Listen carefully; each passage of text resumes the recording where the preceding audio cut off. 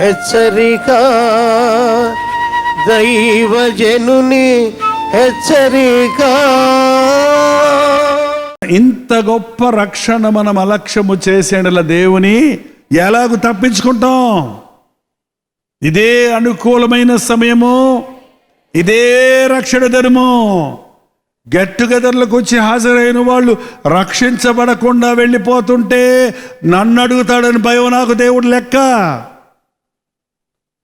ప్రతిసారి వాక్యం వింటున్నప్పుడు, నీ మనస్సాక్షి గుచ్చుతున్నప్పుడు, నీ సెన్సెస్ పనిచేస్తున్నప్పుడు, నీకు బుద్ధి వచ్చినప్పుడు, నీకు గ్రహింపు కలిగినప్పుడు, నీ తప్పులు నీకు తెలుస్తున్నప్పుడు వాటిని ఒప్పుకోవాలి, విడిచిపెట్టాలి. ఆటోమేటిక్గా మన పాపాల క్షమాపణ రాదు.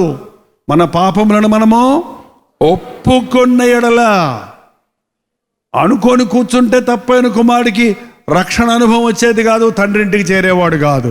నీ మనస్సులో ఒక తీర్మానం చేసినప్పుడు వెంటనే దానికి లోబడు, వెంటనే మోకాళ్ళ మీద పడి దేవునికి అప్పచెప్పుకో. వాయిదా వేయకండి. మీరు ఏం వాయిదా వేసినా పర్వాలేదు, రక్షణ వాయిదా వేయొద్దు. రేపు చూసుకుందాములే అని అనొద్దు. రేపు నీది కాదు, ఇప్పుడే నీవు ప్రభువుని అంగీకరించాలి. ఈ రక్షణ విషయంలో వాయిదా వేయొద్దు. రక్షణ పొందని వారు ఈ రాత్రి వెళ్ళి ప్రార్థన చేస్తారా? ఇవాళ అలసిపోయామంటే రేపు చేస్తామంటారా? ఇదే అనుకూలమైన. తప్పని కుమారుడు అనుకోని కూర్చోలేదు. ఏం చేశాడో చూడండి. లేచి, ఏ ముఖం పెట్టుకొని రమ్మంటావు? మళ్ళీ ఏ ముఖం పెట్టుకొని వెళ్ళాలి నేను? అహంకారం చావకపోతే, స్వార్థం సిలువేయబడకపోతే ప్రభు దగ్గరికి మనం రాలేము.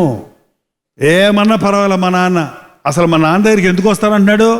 డబ్బులు ఇవ్వమని అడగడానికి వస్తున్నాడా? నాన్న, నీ కుమారుడిని అనిపించుకోవడానికి నేను యోగ్యుడిని కాదు. నీ కూలోళ్ళకి అన్నం పెడుతున్నావు కదా, నన్ను కూడా ఓ కూలోళ్ళలో పెట్టుకో. ఏదన్నా పని చేస్తాను గేదెల దగ్గర, బర్రెల దగ్గర. నాకు కూడా కొంచెం కూలి ఇచ్చేయి చాలు. నీ డైనింగ్ టేబుల్ మీద కూర్చొని భోజనం చేసే అంత అర్హత నాకిక, నా ఆస్తి నేను పట్టుకుపోయాను కదా. నీ ఇంట్లో అడుగు పెడతానికి కూడా నేను యోగ్యుడిని కాదు. ఆ పెరట్లో, ఆ పశువుల శాలలో ఒక చిన్న గది ఇచ్చేయి నాకు, అలా పడుకుంటాను. నా పందిరిలో పడుకొని నేను నీ దగ్గర ఉంటే చాలయ్యా, నీ ఇంట్లో ఒక ముద్ద తింటే చాలయ్యా అందామనుకునే వచ్చాడు అతను. అలా తగ్గించుకొని వచ్చాడు అతను. ప్రభు దగ్గరకు వచ్చేవాళ్ళు తగ్గించుకొని రావాలి. నేను పాపం చేశాను కానీ ఎవరికి చెప్పకో, నేను పాపం చేశాను కానీ నా పరువు తీకో, నేను పాపం చేశాను కానీ ఇదేంటండి, నేను తప్పు చేశాను కానీ ఎవరితో చెప్పొద్దంటే అది నువ్వు ఒప్పుకున్నట్ట, తప్పు ఒప్పుకోలేట. మనుషుల ముందు గొప్పోడుగా ఉండాలనుకునేవాడు నిజమైన పశ్చాత్తాపం కలిగిన వాడు కాదు. ఈ రోజున పశ్చాత్తాపడ్డ క్రైస్తవులు లేరు. నాలాంటి ఒక పాస్టర్ తప్పు చేస్తే అందరి ముందు ఒప్పుకోవాలి. ఎంతమందికి నేను బోధించానో అంతమంది దగ్గర ఒప్పుకోవాలి. అంతేగాని ఎవరి చెవులోనూ ఒప్పుకుంటాం కాదు. ఏమైనా అనుకోని మనుషులు, తప్పు చేసిన వాడు తన తప్పును ఒప్పుకోవాలి. మధ్య ఒక గొప్ప సేవకుడు స్వస్థతలు పరిచినప్పుడు డబ్బులు తీసుకురమ్మని అడిగినందుకు, నేను ఇలా ఇంత డబ్బు తీసుకురండి, మీకు దేవుడు అద్భుతం చేస్తాడని ప్రసంగించాను. నేను తప్పు చేశాను. నేను 20 ఏళ్ల క్రితం బైబిల్ చదివినప్పుడు వేరేలాగా అనిపించింది నాకు. ఇప్పుడు బైబిల్ చదువుతుంటే దేవుని వరము డబ్బిచ్చి సంపాదించేది కాదు, స్వస్థతలు డబ్బులతో జరిగేవి కాదు. డబ్బు మనుషుల్ని బలవంతం చేసి అడిగి తీసుకోకూడదని నాకు తెలిసింది. నేను తప్పు చేశాను అని ఒప్పుకున్నాడు అందరి ముందు, ఒప్పుకుంటున్నాడు అందరి ముందు. దావీదు రోజు తప్పు చేస్తే ఎవరి దగ్గర ఒప్పుకున్నారండి? సమూయేలు ప్రవక్త చెవులో చెప్పాడా? ఈరోజు మనందరి ముందు ఒప్పుకుంటున్నాడు.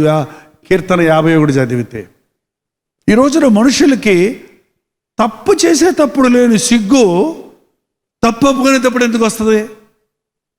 నిజంగా తప్పు చేయటం నీకు సిగ్గు అనిపిస్తే, ఒప్పుకోవటం నీకు సిగ్గు అనిపిస్తే తప్పు చేయకో. నువ్వు చేసే ప్రతి పాపం దేవుణ్ణి బాధ పెడుతుంది. మనుషులు ఎవరు చూడకపోయినా సరే నీ ఆలోచనల్లో నువ్వు చేసే పాపం దేవునికి కనబడుతుంది. దేవుని దగ్గర ఒప్పుకోవాలి, మన పాపాలు పూర్తిగా ఒప్పుకోవాలి. నీకు చాలా పాపాలు గుర్తురావు, గుర్తుండవు. దేవుడట మన పాపాలన్నీ మనం గుర్తు చేస్తే ఒకేసారి అమాంతంగా ఉక్కిరి బిక్కిరై చచ్చిపోతామంట. మనం తట్టుకోలేమంట మన పాపాలను మనమే. ఇంత నీచున్నా, ఇంత దుర్మార్గున్నా, ఇంత దరిద్రున్నా, ఇంత దౌర్భాగ్యున్నా అని నువ్వు తట్టుకోలేవు నువ్వు. అందుకే దేవుడు కొంచెం నీకు జ్ఞాపకం చేస్తాడు. మన పాపాల్లో సగం పాపాలైన మచ్చే పోయాడంట. నీ మనస్సాక్షిని గుచ్చే తప్పు ఒప్పుకోవటం నేర్చుకున్నప్పుడు క్లారిటీ వస్తుంది. ఒకటొకటి క్లియర్ అవుతాయి. తండ్రి, నీకు విరోధంగాను పరలోకానికి విరోధంగాను పాపం చేశాను. నీ కుమారుని అనిపించుకుంటూ నేను యోగ్యుడిని కాదు. ప్రభు దగ్గరికి వచ్చేవాడు తగ్గింపుతో వస్తే, పశ్చాత్తాపంతో వస్తే, పాపములు ఒప్పుకుంటూ వస్తే ఒక కొత్త జీవితం మనకు వస్తుందండి. ప్రార్థన. పరిశుద్ధుడా, ప్రేమగల తండ్రి, ఒక్కసారి నీ బిడ్డలను చూడయ్యా. రకరకాల ఇబ్బందులతో, రకరకాల కరువులతో, రకరకాల బాధలతో, అనేకమైనటువంటి సమస్యలతో చిక్కుకొని ఉన్న ప్రతి ఒక్కరిని నజరేయుడైన యేసుక్రీస్తు నామములో విడుదల చేయించున్నాము నాయన. వెతుక్కుంటూ నీ దగ్గరకు వచ్చారయ్యా. నీ కౌగిల్లోనికి నీ బిడ్డలను చేర్చుకోను ఆయన. వారి గత పాపాలన్నీ క్షమించి క్రొత్త జీవితాలు దయచేయ్యా. నూతన హృదయం, నూతన మనసు ఇస్తానన్నావే. తిరిగి వెళ్ళినప్పుడు తండ్రి, నా ప్రభు నాకు తోడున్నాడు, నా ప్రభు నన్ను స్వస్థపరిచాడు, నా ప్రభు నన్ను ఆశీర్వదించాడు, నా ప్రభు నా ఉద్యోగం విషయంలో సహాయం చేశాడు, నాకు రావలసిన డబ్బు విషయంలో సహాయం చేశాడు, నా ప్రభువుకు మొర్ర పెడితే నా బ్రతుకుల అద్భుతాలు చూశానని సాక్ష్యాలు చెప్పేవారిగా చేయి తండ్రి.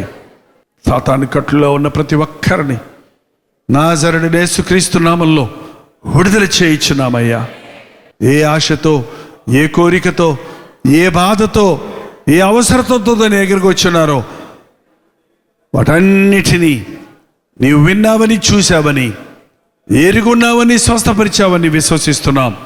ఇదిగో నజరేయుడైన యేసుక్రీస్తు నామములో ప్రతి విధమైన ఆటంకమును కొట్టివేసి ప్రతి ఒక్కరూ ఆశీర్వదించబడినట్లుగా నీ ఆత్మను కుమ్మరించుమని యేసుక్రీస్తు నామములో అడుగుచున్నాము తండ్రి.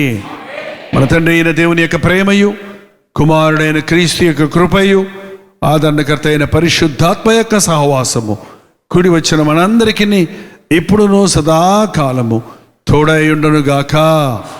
ఆమేన్, ఆమేన్, ఆమేన్.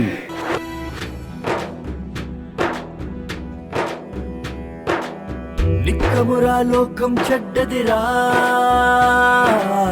తక్షణమే మేలుకు సోదరా.